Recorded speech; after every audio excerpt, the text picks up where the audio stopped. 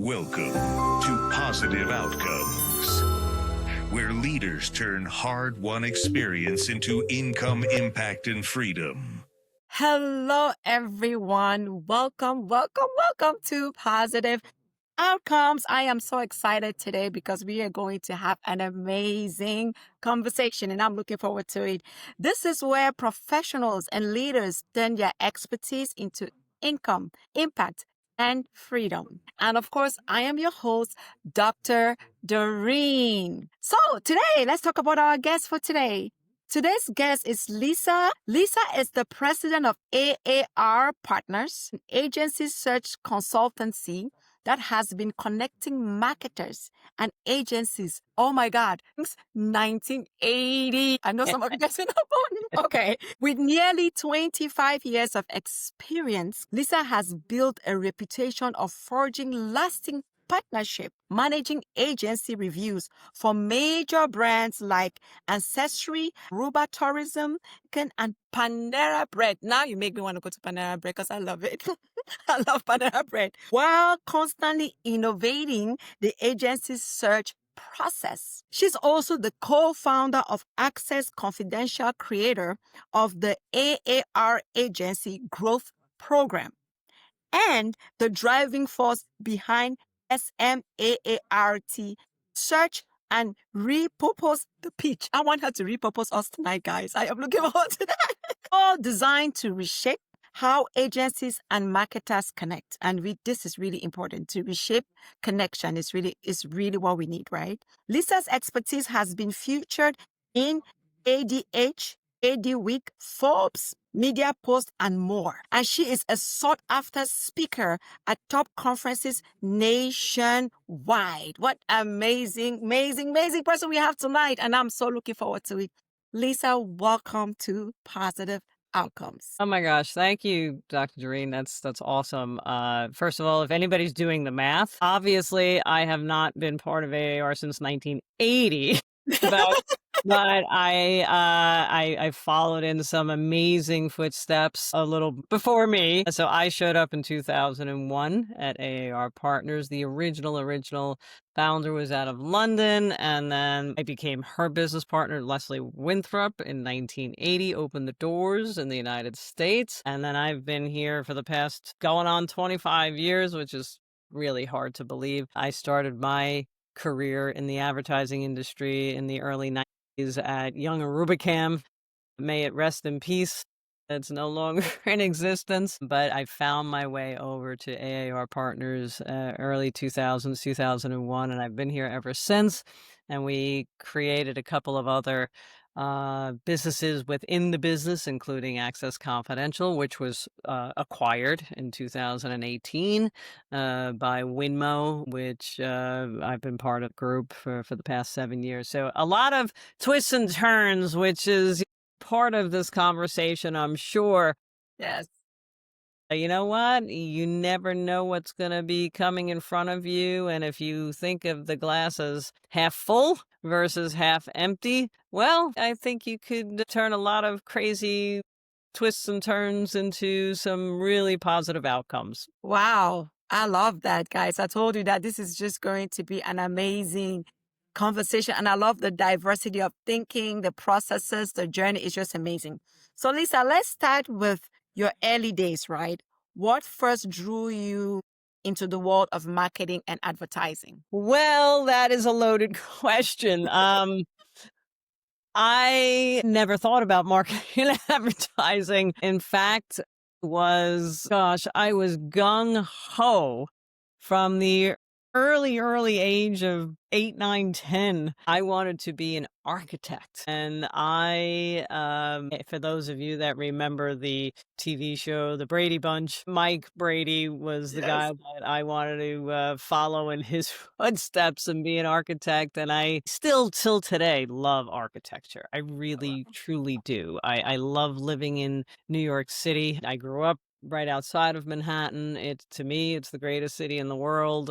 Down. Are you still there now? Are you still in New York right now? Yeah, it's fantastic. It's just the greatest city. I love architecture. I love looking at all the buildings around me, but I never thought about advertising and marketing. I was on a straight path to being an architect. I went to architecture school, or as they call it, architecture school. And if you go into the program, you'll know why it's called architecture.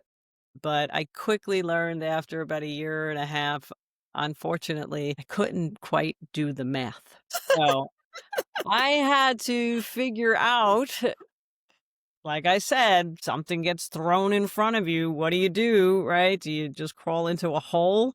Well, sometimes, but then you dust yourself off and you figure it out, right? And I quickly figured out after a semester break, and this is 30 years ago already, or 25 years ago, whatever it is. And I had said, well, all right, if I can't do architecture because I can't seem to do the math, well, what can I do? And my school, NYIT, New York Institute of Technology, happened to offer a very rigorous advertising marketing program. They even had an advertising agency on campus. Really? And I don't know how, till this day, I don't remember how I switched from architecture to advertising. Somebody must have had a conversation, and I guess what must have went through my head was, well, if I can't design houses, I'll design ads. Maybe that's what I thought. I don't remember, but they somehow went into advertising, and the rest is history. I Yes. just sort of followed the path and the program. Next thing you know, I get an internship at Young Rubicam, not even in creative, it was in media, right? So I fell into print planning. You want to talk about dating yourself. I was print specialist and learn the ropes in terms of media planning. And then the next thing you know, I start teaching. I start Oh, teaching wow. media planning. I was then a professor of advertising and marketing for, oh gosh, 16 years. Wow. I taught three or four different advertising marketing Mhm. courses over the years, which I love. I am a teacher at heart, quite That's frankly. good. That's nice. That is my true love, is to teach. Right. I listen, I took a twist that I didn't realize was gonna happen, and it turned into So something let's else. take that to our audience, right? Maybe there's someone that they want to be an architect and they just want to be an architect, but you found a passion somewhere else. What will you tell them? Like maybe they're holding on that architect so much and they have a marketing and advertising path that is clear to them, but they're stopped in that architect. What will you tell them? Just like what advice will you give people like that in that same situation? Yeah, listen, I tell people all the time, and students that I taught for many years, you have a vision, right? And we all say, what's the line? You make plans and God laughs, right? Sometimes the heavens know more than you do, right? And I'm True. a woman of a lot of faith. Amen. Mm. Amen is right. And I really truly believe that you need that grounding in life. And you get angry, you get upset, you cry, you question, you blame God maybe for a minute, right? But in the end, somebody knows more than you, and somebody Right. is out for you Yes. more than you, right? Yes. So quite frankly, I think you have to just take it as it comes, right? And Mm. be open-minded too. And it took me a long time to learn no at the end. Many, many, many times, no is just the beginning of Wow. something totally different that you didn't think about, that's gonna be so much better, and you're gonna be on. So, in my mind, no reverse is on, right? Wow. So, it's like, okay, now you're really on. You thought you knew what you were gonna do. You thought you knew yourself. You thought you knew what was best for you. Not really. And in time, you change too. We all Yes. change, right? And it's almost like every decade you become a different person. And it doesn't mean you throw everything out and start all over again, but you have to stay open to those changes, and you Right. have to, I don't know, embrace them, right? Right. Just embrace, as hard as it is, Yes. embrace them and Right. go with it and learn from it. I have a oh gosh, I don't know, 11 by 18, whatever poster kind of size frame in my office that says success is failure inside out. Right. Wow. And I look at it every so often and it's like, yeah, it is.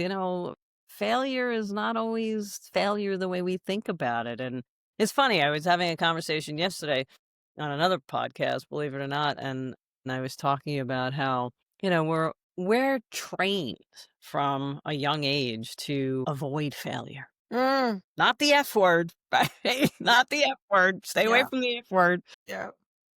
Why? Why? And that's a path. That's actually a good path to success. Exactly right. I mean, you don't learn from your successes. No. You really don't, because you did it well, you succeeded, you move on. There's Yes. nothing to learn from it. Yes. But Exactly. when you fail and you trip, Yep.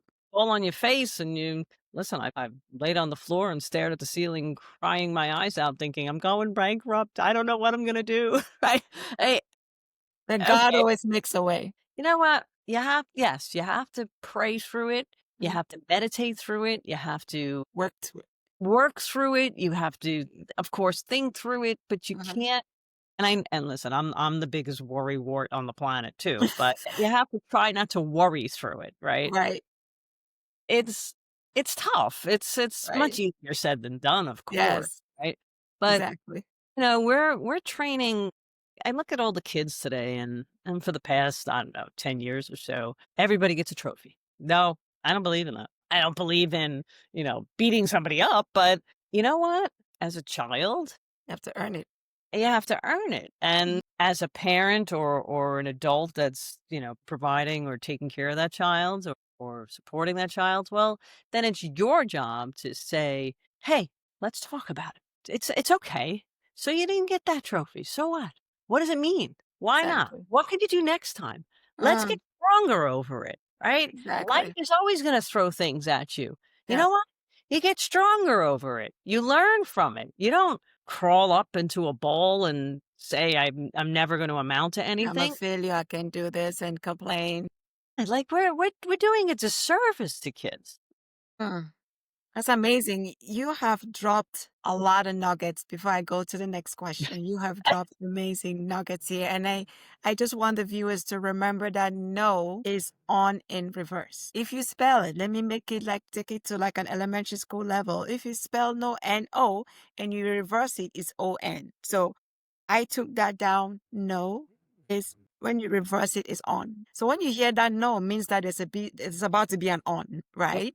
So someone is listening to us right now, Lisa, and they're in that no phase and they think it's all gone. This is to tell you that it's on. It's about to get rolling. And then she talked about something she has in her office. It says success is failure inside out. So maybe you feel like you're failing right now, but listen to what she's saying from experience, from years and years of doing this, that there have been days that it might not be what you planned for, what you thought about, but remember that success is failure inside out. So amazing.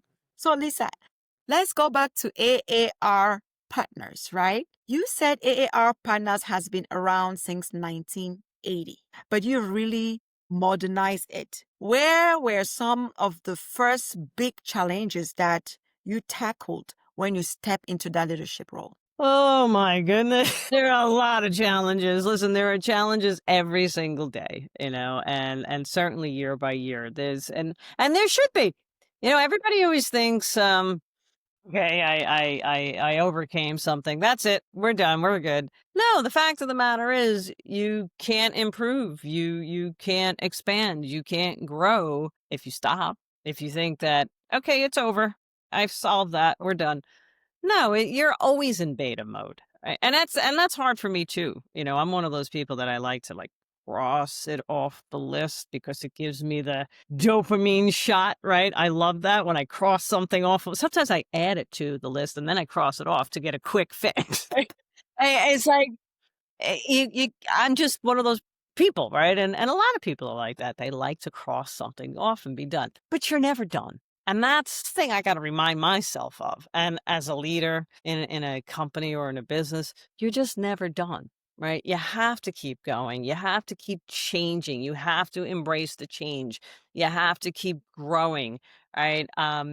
You are, if you decide I'm not going to go anymore, right? You have to keep it going. And you have to keep thinking innovatively, and you have to keep thinking about problems that are arising outside those windows, and how can you help solve them? What's going on out there that you can add something to the mix to help, right? To support, to add joy. I don't know what it is, right? Whatever it might be, but I think our purpose in life is to bring some kind of improvement to the world, right? And if you're closed off to, well, I finished my job, or if that's your mindset, rather, I finished my job, well, then you're going to miss out on other opportunities, right? So you have to Mm. keep looking and changing, and change equals growth. So there are a lot of changes that we went through here at AR Partners, everything from, being on the analog side of things and having all these databases. And I threw everything out recently in the past 7 years anyway, right? And over the years, there were incremental changes, but the biggest change was about 7 years ago, literally threw out the database. If Wow. you ask me, how many agencies were in that database, Lisa? Oh, somewhere around 7,000. What? That's a lot. Threw them all out. Threw them all out. I was like, you know what? This is useless to me. Everybody has this mentality of, I'll fill out a questionnaire and I'll be in the database. No, no, no, no, no, no, no. Business is about relationships, first of all. Okay. And that is key. You can't have a successful business, and you can't have a successful partnership without having great relationships. And relationships don't just happen. Right? You have to steward them. You have to nurture them. You have to care. You have to put them first, not Love yourself. that. Right. So one of the biggest changes that I've made, and AAR has always done this, even pre, Hmm. right? Agencies come first. We're agency friendly is the line that we always talk about. And we've always spent time with agencies, but more recently, in the past 5, 6 years, I'm out there constantly, almost daily, meeting with agencies, spending time with agencies. And agencies are, oh, what restaurant? And I was like, we don't have to do anything fancy. Listen, milk and cookies is fine. I mean, seriously, I just want to spend time with you. And I'm always talking about the people behind the creds. I could go to your website. The prospective client can go to your website. Anybody can go to your website and get basic information and credentials or capabilities or a list of your services. Who cares? Who are you? Who is Mm. the person? Who is Dr. Dorine? That's what Mm. I want to know, right? So that when clients call AAR Partners and we talk to that prospective client for a potential review, it's not about, well, we have this great database of 7,000 agents. I got plenty of agencies. And trust me, after all these decades now, I hate to say decades, I have plenty of agencies, right? It's not the agencies, it's the people behind the creds, the people at the table. Those are the people. That's the key. Those are the people that are going to make the difference in that client agency relationship. Again, it's a client agency relationship. Well, you can't have a relationship unless you know the people on both sides of the party and how well they're going to interact. Why is it that we don't mandate it, but we highly recommend that the prospective client goes and visits the final couple of agencies?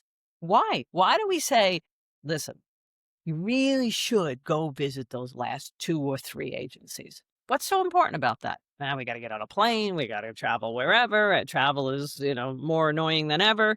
But it's important. It's important to walk into that space, just breathe in the air, see the people around you. How are they interacting with each other? How is John Deere and Joe Blow on the other side of the office interacting with each other? That says more to you than anything else. Do they like each other? Do they work well with each other? Is it an open atmosphere? Are they joking around, or a couple of folks joking around in the corner? Do they welcome you in? Or is it that you're standing there and there was a story where we got there and like, are we in the right space? I don't even know if we're in the right space. Nobody came out. We waited 10 minutes. That says something too, okay? Wow. Versus a welcome sign or Yes.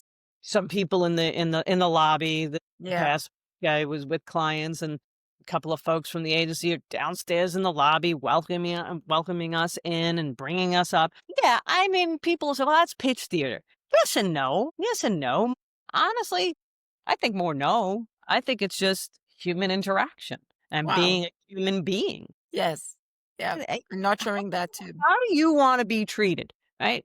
It Mhm. all goes back to, this is where, my faith Mhm. comes in. It all goes back to the golden rule. How do you want to be treated? Mm. Well, then I think you need to start treating other people the same. Exactly. So you've like nailed it, that it's the relationship. And how you come in your work is to help business owners to nurture or to learn that client, to nurture that relationship and actually be intentional about doing that. Everybody connects, everybody communicates if you connect. So you're zooming down on the connecting piece, because once they can connect with you and know with who you are and relate with you, it starts with you before your product. It starts with you before your offering. So what Lisa is telling us tonight is work on that relationship, build that relationship, connect with your clients. Once you connect, then it will build something called trust. And once they trust you and trust your brand, they're able to work with you. That is so, the way you said it, it's like I've heard that before, but you just like put it all together. That's amazing. So you have worked with major global like brands like Panera Bread, for example, which I love so much. What do you think makes an agency partnership? What do you think makes an agency partnership that has worked with a company like Panera Bread? What makes that truly successful? Because there might be an agency owner listening to us right now, and they have a global business that they are working with. What will really make them truly successful in that field? Yeah, I mean, that's a question we get often, and lots of answers to that, of course. But to me, I think the most important answer in any client agency relationship, which is very similar to a personal relationship, is your whole heart has to be in it. I don't want to hear, I need an automotive account and we're managing the Subaru account. Subaru doesn't want to hear that. They don't want to hear that. Well, I need an automotive account. So that blank line, I'm going to write in Subaru. No, no, no, no, no, no, no. Why do you want Subaru as an automotive account? Not, I need an automotive account. That's two different things. I want you as an agency to think about, what is it about that brand? What is it about those people at the brand? What is it about that brand's particular challenges? That is what you need to think about, and you need to think about it emotionally, not just rationally. Years ago, there was an agency that would reach out to a dozen or so brands. I think of a couple of dozen brands. And it was for prospecting purposes, of course, but they had a very select list. And the select list was who in this team, in this agency, uses that brand and loves that brand, Mm, because it's the love and the emotional engagement that comes out more than the rational approach of, we're a great agency and we could help grow your brand, mm, versus, I'm an advocate of your brand. mm, This is what you do really well. mm. This is what engaged me. And this is why I'm, a user, and why I even promote your brand personally. Mm, But I think we could help you move into this new area for some increased revenue. Marketers are always looking for true partners. And a true partner is what? Somebody that is always thinking about the other person, always putting that other person ahead of themselves and not becoming complacent. mm, Complacency is the root cause for so many relationships to fall apart. And you never want to get to that place, because wow. if you do, that's it. That's the end of the line. You need to be, for a successful client agency partnership, you need to be proactive Mm, and you need to be passionate. mm. It's amazing. Complacency is a no. being more proactive than reactive, because a lot of people are more reactive than proactive, right? So we want to be more proactive, meaning that we look for the problem before the problem happens. We don't wait until the problem shows up and we run around the place. The damage has already been done. Correct. Okay. So we want to be more proactive than reactive, and we want to be patient. It's a process. It takes some time to build and grow. So in 2005, as I co-founded Access Confidential, right? And later on, you launched SMAART Search and repurposed the pitch. Yes. What inspired you to keep creating these kinds of innovation? It is just amazing. Well, thank you. Again, it's what I said before. You don't stop growing. You got to keep going, right? And there are always new problems around you. The world never stays the same. The world keeps changing, and the world is changing at the fastest speed that we could even imagine right now. Technology just keeps us spinning and spinning and spinning, and it's just going to keep going. I mean, it's not going to get slower. It's only going to get faster, which is hard to believe. But you know what? You can't sit still. You have to keep your ear to the ground, and you have to listen, and you have to listen to people. You have to listen to whether it's politics or social events or social media or your best friends, or you have to listen. When you listen more than you talk, you're going to learn a lot more. Okay, so Listen more than you talk. my advice is zip the lip and listen with the 2 ears, right? Because there's a lot more there that you can do with rather than spew out nonsense, right? So be quiet, stay still. When you're still for a minute, you start hearing and feeling different things, right? So I realized that there needed to be a better product for agencies to prospect, right? Everybody's always saying, what's the best way to find new clients? Well, I wish there was a magic well. I'm still looking for it myself. It doesn't exist. But what I realized was there's certainly variables that impact the probability of that particular brand wanting to talk to you as an agency to help them solve problems they're facing. But you have to tap into that timing. You have to listen for or watch for those changes. So we started putting these reports together, and there were a dozen or so reports on different variables that could lead to an agency reaching out to that particular brand at the right time. And that was one of the reasons for Access Confidential to come into existence in 2005. It was a 14-year run. And like I said, it was acquired by a competitor. It was the Coke and Pepsi wars for a number of years. I'm more gray hair on my head, but eventually we were acquired by a terrific competitor, quite frankly. Yeah, It all merged together. right. From there, the SMAART, the SMART program, right? I'm just playing with the AAR name.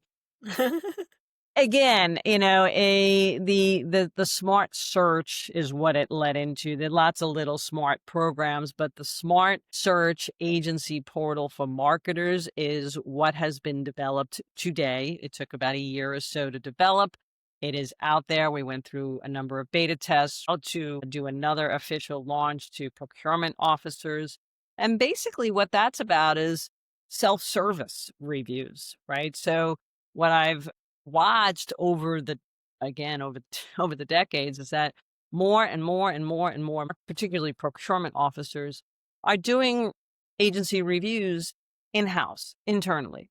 So they're not even going to search consultants. I would say it used to be 50-50, then it jumped to 60-40, then it was like 75% of marketers did reviews for many years. And now, and this isn't official, but I did a loosey-goosey kind of survey thing last year. I would bet it's somewhere around the 80-20 rule. Wow. If 80% of marketers are doing their own reviews, again, procurement officers, the biggest problem I always hear is, well, I could do the review. I just don't know the universe. Yes. Well, think about what you're saying, right? That's the key. That's the foundation to the house. You have to know the universe. And I Yep. don't every agency under the sun, but you you know, my career has been learning about Yep. agents. And if you do your own review too, there's a bias in that, Yeah, because yeah, it's your own review. So you need to get someone else to come and do it. So there's no bias, there's no conflict of interest, there's nothing. exactly, Yeah. exactly. So we built out this self-service Yep. portal to help marketers remove the bias, get Exactly. the quick list, right? It's shortcut to the short list, which ironically was the original founding mission of AAR Partners back in 1975 out of London. And it wasn't even called AAR Partners. It was Advertising Agency Register, right? And it was really a shortcut to the short list. So I went back to that. I took that tenant and that original founding mission and just brought it into the 20th century, 21st, what century are we in? 21st century. I'm a little, but I'm wishing for the old days. I brought it into modern times, put it that way, right? And digitized everything. So we're in the digital world. That That's is it. amazing. That is like, I just love your progression and your consistency, discipline, and resilience to keep going, right? So, as we are wrapping up right now, what is the next step? Like, where do you go from here? God will show me the way. Amen to that. I mean, listen, you know what? There's a lot. There's a lot coming. There's a lot more changes coming. If I'm here another 10 years doing this, I'm sure things are gonna reinvent again.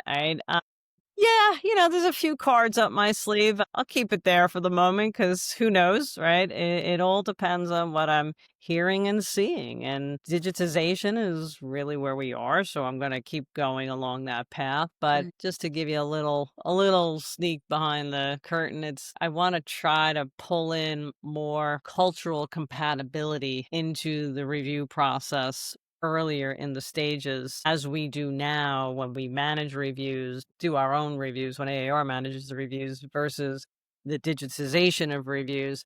But I think we can pull more of that human element into the process because again, as we said, really it's all about relationships, right? You could have the best credentials in the world, but in the end, if you don't have the cultural compatibility and you're not going to push each other to the next level and respect each other and listen to each other and bounce off of each other and progress on top of each other, well, then it's just credentials. That is like you're just you're downloading lots of amazing nuggets that if we can definitely practicalize, it will definitely take all of us to our positive outcomes. So, Lisa, as we are closing, how can they contact you? What information do you have out there if someone needs your services, if someone needs to go to this portal? How can they get a hold of you? Yeah, sure. I mean, listen, go to aarpartners.com. There's lots of information there, although the website needs to be updated, so excuse it. You could email me directly, Lisa at aarpartners.com. I'm more than happy to get emails. I'm on LinkedIn, so feel free to reach out to me on LinkedIn as well. Anything but smoke signals pretty much reaches me. So I'm always happy to chat and see how I could possibly help whoever needs a little bit of help. Amazing. One last question before we log out here. Please give us one or give us some life lessons that you have learned along the way. Guess life lesson that you have learned along the way. There's lots of them. There's one that I tell my nephew, who's now 17 this Sunday, and he's going into, or he is in his senior year of high school and applying to colleges and what have you. And I tell him all the time, your network is your net worth. The people that you surround yourself with is what you're going to become. You want to be the top, you want to be successful, you want to make an impact. Well, then those are the people that you find, and those are the people that you associate with and you surround yourself with, and you just feed off of them. It doesn't mean that you don't help others, right? But it means that if you want to help others, you need the fuel from those that have succeeded before you and learn from them because that's key. That's key to everything. Two, a positive attitude. You know, it's hard some days, don't get me wrong, but you do get what you think. You know, you really do. What you keep putting into your head over and over and over and over, eventually it manifests in one way or Wonderful. another. It really does. And then I sign all of my cards: live, laugh, and love. Wow. Guys, 3 nuggets. Your your network is your net worth. Positive attitude and live, love, and Live, laugh, and love. live, laugh, and love. Lisa, thank you so very much. This has been a bunch of nuggets, and thank you everyone for watching this show. I am sure we have learned a lot. My note is full right now. So go share, and reach out to Lisa if needed. And we will talk to you guys later. Thank you guys so much. Bye. Thanks for listening to Positive Outcomes. Follow the show and share this episode to inspire someone's next chapter.